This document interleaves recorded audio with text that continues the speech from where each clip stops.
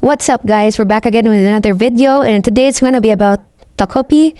And our focus for today's video is Marina, and we're gonna delve into why she acts like that, and why is she evil in some people's eyes, in most people's eyes, to be accurate. And yeah, so this is from my perspective. I'm currently studying psychology, so this is just how I see it, and I know it could be subjective from person to person. And yeah, and I've also read the whole manga. I'm finished with the manga, so maybe there's gonna be some spoilers up ahead, and I'm just warning you guys, so let's get with the video.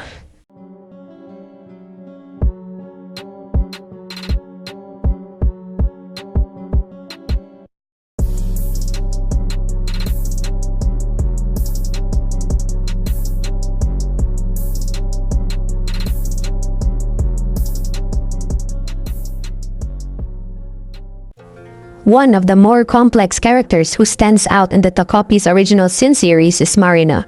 From the very start of the manga to the very last scenario of the time loop, Marina significantly highlights the narrative and emotional weight of the story.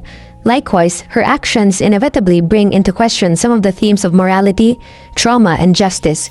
In order to fully understand her character, an investigation into Marina's mental state would also require studying her past and how her choices have affected other people, not only herself. This investigation is not aimed at either justifying or vilifying her actions. Let us delve into her psychological dimensions to see if we could at least understand Marina's behavior. Marina grows more devious as the story goes on, particularly in the way she manipulates people by instilling fear and guilt in them. Psychologically speaking, this conduct is consistent with maladaptive coping strategies that were formed in toxic settings, like her household. She tries to separate Azuma from Shizuka and manipulates him because she feels helpless in her own life.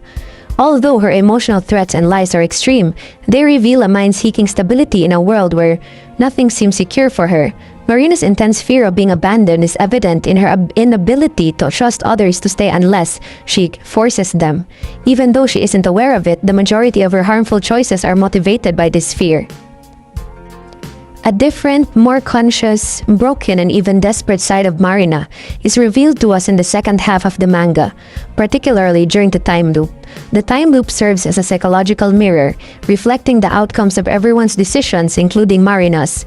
She is forced to face her own part in the cycle after realizing how her actions result in violence, loneliness, and even death. Her attempts to alter or prevent events stem from a profound sense of regret and self-awareness. She transitions from externalizing blame to introspection, which is a significant psychological change. Although it doesn't reverse what she did, Marina's increasing self-awareness gives her more nuance and demonstrates that she is capable of change. The difficult question now is Marina's actions justified? Her behavior makes sense psychologically, but that doesn't mean it's okay. Although her trauma explains her outbursts, it doesn't make up for the hurt she inflicted, particularly on Shizuka. Although context is important, accountability still exists, according to ethical psychology.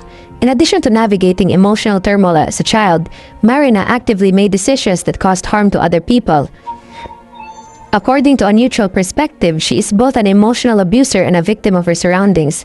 Her character is both challenging and relatable because of this duality. At the conclusion of Takopi's original Sin, Marina serves as a tragic illustration of how trauma can spiral out of control and cause harm. Even though she didn't choose the emotional wounds that shaped her psychology, her actions still have consequences. The time loop gives her and us a second chance at introspection, regret, and maybe even atonement.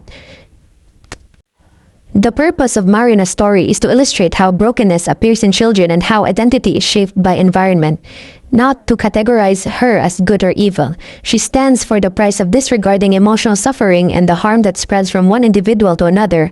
Ultimately, Marina is a severely damaged youngster attempting and failing to find love in all of the wrong ways rather than being a villain.